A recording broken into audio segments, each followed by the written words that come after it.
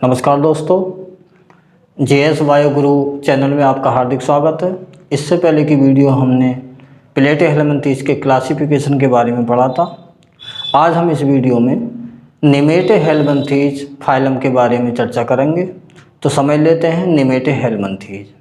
नेमेटे हेलमिंथेस Greek word के दो word से मिलकर बना है, ग्रीक भाषा के निमा प्लस हेलमिंथेस। तो देख लेते हैं क्या क्या है। फाइलम नेमेटे हेलमिंथेस, ग्रीक भाषा है नीमा।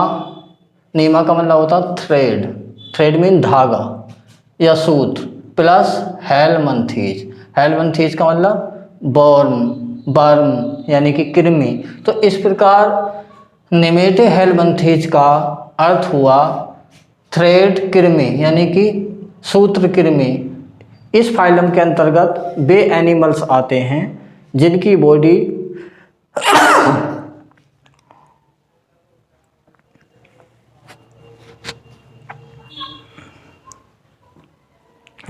कैसी होती है?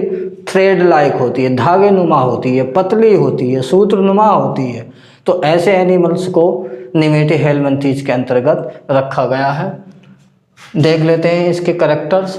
Thread worm, also called thread worm यानी कि धागा या सूत्र कृमि कहते हैं, या राउंड वर्म कहते हैं, गोल कृमि भी कहते हैं, क्योंकि इनकी जो शेप होती है वो गोल होती है। तो इसलिए इसे राउंड वर्म या गोल कृमि भी कह सकते हैं, थ्रेड वर्म या सूत्र कृमि भी कह सकते हैं। स्टडी, अब इसकी नेमेटे हेलमिंथेस के अंतर्गत जो एनिमल्स आते हैं उनकी स्टडी किस में करते हैं? नेमेटे हेलमिन्थोलॉजी में। किस में करते हैं? मेरे साथ बोलो, नेमेटे हेलमिन्थोलॉजी। इसमें इसकी स्टडी करते हैं। हैबिटेट देख लेते हैं, यानी कि इनका बास क्या है, आवास क्या है। तो ये एक्वेटिक होते हैं मोस्टली, यानी कि मोस्टली ये जल में पाए जाते हैं, एक्वेटिक होते हैं मोस्टली। और दूसरी बात ये टेरेस्ट्रियल भी होते हैं, यानी स्थल पे भी पाए जाते हैं, स्थलीय भी होते हैं। नेक्स्ट कैरेक्टर देख लेते हैं, बॉडी ऑर्गेनाइजेशन, यानी कि शारीरिक संगठन कैसा है इनका, शारीरिक संगठन का स्तर क्या है, शारीरिक संगठन का लेवल क्या है। तो बॉडी ऑर्गेनाइजेशन लेवल क्या है इसका? त्रिस्तरीय यानी ट्रिप्लोब्लास्टिक है ये।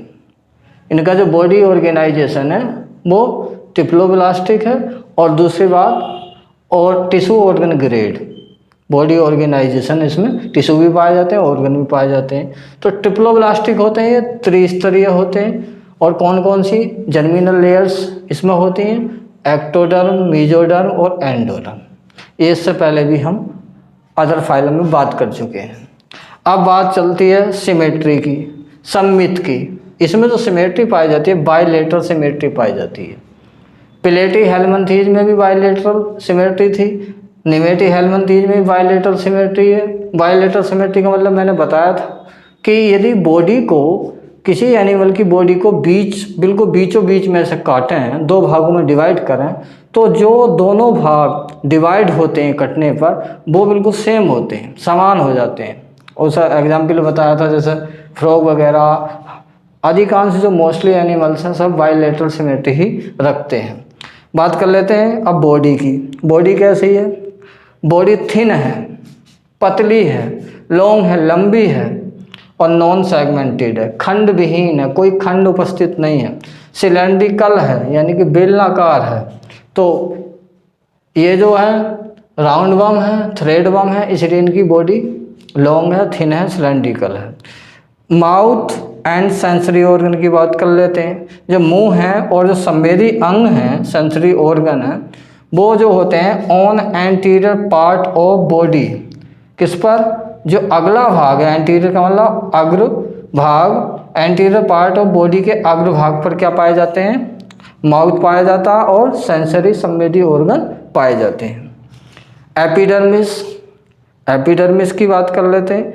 एपिडर्मिस में, एपिडर्मिस जो होती है सिनसाइशियल होती है, सिनसीशियल होती है। क्या होती है? सिनसीशियल होती है, यानी कि सिनसीशियल का मतलब है जब सेल में कई न्यूक्लियस पाए जाते हो, कई केंद्रक पाए जाते हैं, तो उसे कहते हैं सिनसीशियल।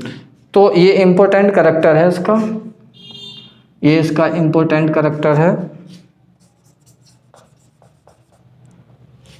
सिंसिशियल।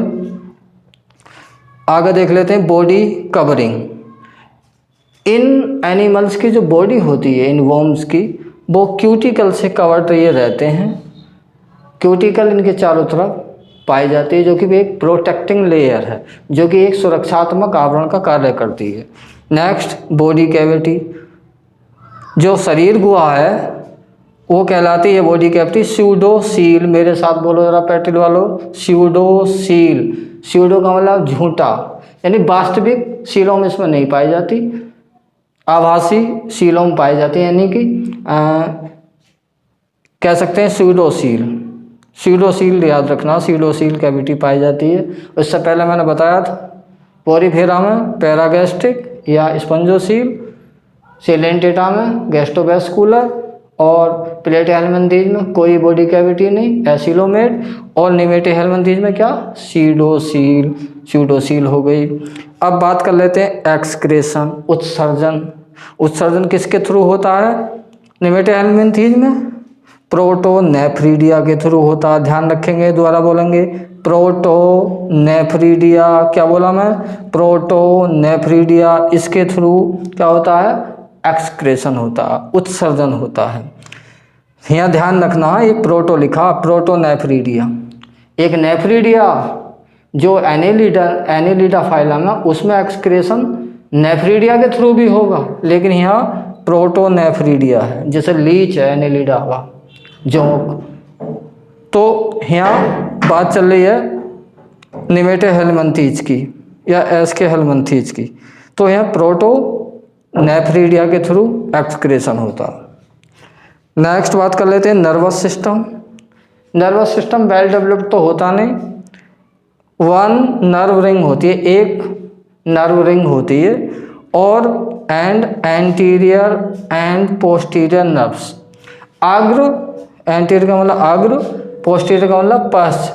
अग्र और पश्च नर्व्स पाई जाती हैं, तंत्रिकाएं पाई जाती हैं, और एक नर्व रिंग होती है। ये नर्वस सिस्टम हो गया। नेक्स्ट कैरेक्टर की बात कर लेते हैं रिप्रोडक्टिव सिस्टम। तो रिप्रोडक्टिव सिस्टम वेल डेवलप्ड होता है, भली भांति रिप्रोडक्टिव सिस्टम डेवलप्ड होता है, और फीमेल बहुत सारे एग देती है, करोड़ों की संख्या में एग देते हैं ये, क्योंकि ये इनका एडेप्टेशन है, इनके जीवन की अनुकूलता है, क्योंकि ये पैरासाइट या परजीवी जीवन यापन करते हैं। तो परजीवी जीवन यापन करने के लिए ज़रूरी है कि ये अपने फैमिली मेम्बर की संख्या को ज़्यादा बढ़ाएं, तभी इनका अस्तित्व या एक्सिस्टेंस रह पाएगा। तो इसलिए अधिक संख्या में ये बहुत सारे एग्स को देते हैं। उसमें चाहे थोड़े एग्स नष्ट भी हो जाएं, तब भी इनकी जनसंख्या लगातार बढ़ती रहती है, बढ़ती रहे, इसलिए ये ज़्यादा मात्रा में एग देते हैं।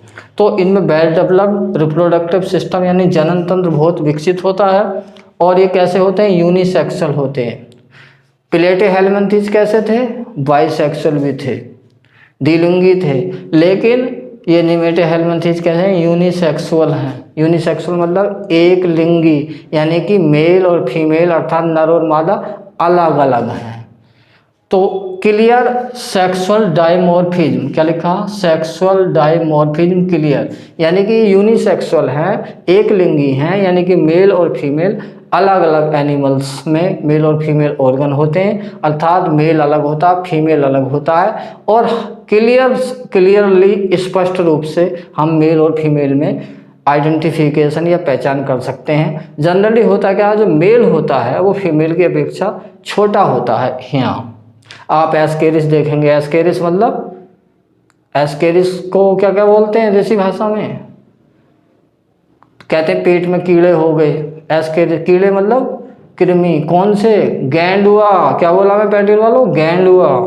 एल्बिंडाजोल खाओ 6 महीने में एक बार, और एस्केरिस को बाहर निकालो। तो सेक्सुअल डायमॉर्फिज्म क्लियर होता है, नर छोटा होता है मादा की अपेक्षा। अब कर लेते हैं डेवलपमेंट की बात, विकास की बात।